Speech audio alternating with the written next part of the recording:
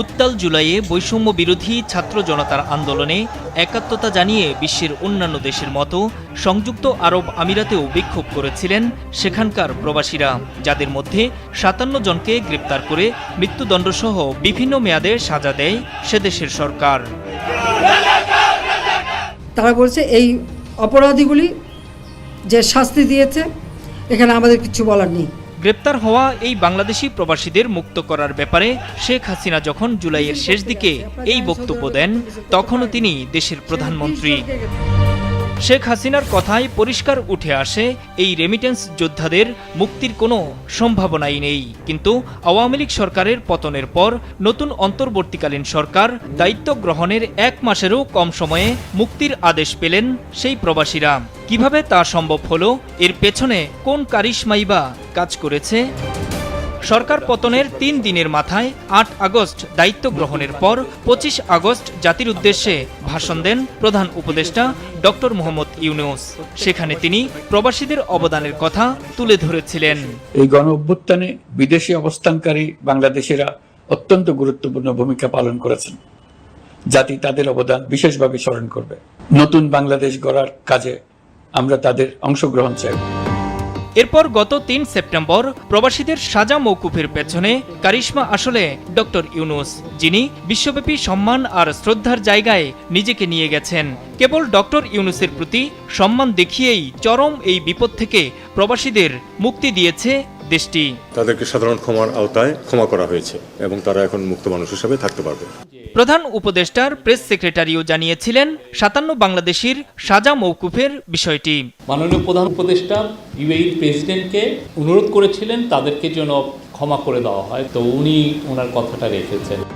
শেখ হাসিনার শাসনামল নিয়ে ত্যক্ত বিরক্ত ছিলেন বিশ্বের বিভিন্ন দেশের প্রবাসীরা।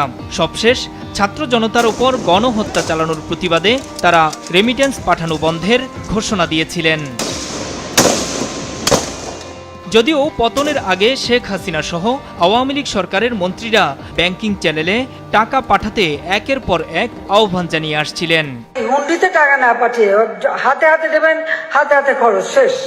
যারে দিলেন সে হয়তো খরচ করে পরে দেখা গেল যে নিজের জন্য কিছুই নাই। রেমিটেন্স আপনারা যদি বাংলাদেশে ৬ মাস না পাঠান, আমাদের দেশের সামগ্রিক উন্নয়নের ক্ষতি হবে। তবে তাদের সেই আহ্বানে মোটেও সায় দেননি প্রবাসীরা। আমরা প্রবাসীরা কোনো টাকা ব্যাংকে ছাড়বো না যে পর্যন্ত দেশ সংশোধন না হইব। আমরা এই প্রবাস থেকে যত রেমিটেন্স যোদ্ধা আছি, আমরা ছাত্রদের পক্ষে।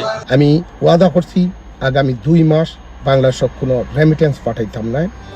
রেমিটেন্স না পাঠানোয় গত জুন মাসে $200 কোটিরও নিচে নেমে আসে রেমিটেন্স। কিন্তু হাসিনা সরকারের পতনের পর আবারও রেমিটেন্স পাঠাতে শুরু করেন প্রবাসীরা। এতে আগস্টে রেমিটেন্স আসে $222 কোটি। কারণ হিসেবে প্রবাসীরা বলছেন, তারা চান ২৪-এর নতুন বাংলাদেশ গড়ে উঠুক নতুনভাবে। প্রবাসীরা সর্বোচ্চ পরিমাণ রেমিটেন্স পাঠিয়ে রেকর্ড করবে। আমরা আর ১ টাকাও হুন্ডিতে পাঠাবো না, এটা প্রমিস। নতুন সরকার ক্ষমতা গ্রহণের পর বিমানবন্দরে হয়রানি রোধ এবং প্রবাসীদের বিদ্যমান দাবিগুলো পর্যায়ক্রমে সমস্যা সমাধানের আশ্বাসের ফলে প্রবাসীদের মধ্যে আস্থার সংকট কেটে যায় এবং দেশপ্রেমে উদ্বুদ্ধ হয়ে তারা বৈধ পথে রেমিটেন্স প্রেরণের জন্য নিজে উৎসাহিত হয় এবং অন্যদেরকে উৎসাহিত করেন। বিদেশে আসা যাওয়ার ক্ষেত্রে পদে পদে নানান হয়রানি বন্ধ ও সম্মান দেওয়ার দাবিও জানান রেমিটেন্স যোদ্ধারা। নতুন সরকারের কাছে আমার একটা দাবি থাকবে, যাতে এই প্রবাসীদেরকে বিমানবন্দরে স্যালুট দেওয়া হয় এবং তাদেরকে বিমানবন্দরে, সেটাও যদি সম্ভব না হয়, সেখানে অন্তত একটি ফুল দিয়ে আপনি তাদেরকে বরণ করেন। হাজার হাজার কিলোমিটার দূরে থেকেও প্রবাসীরা দেশকে হৃদয়ে ধারণ করেন, ভাবেন দেশ নিয়ে।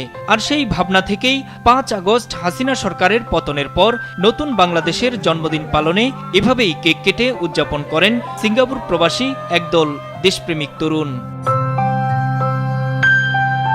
নূর মোহাম্মদ, মাছরাঙা নিউজ ডেস্ক।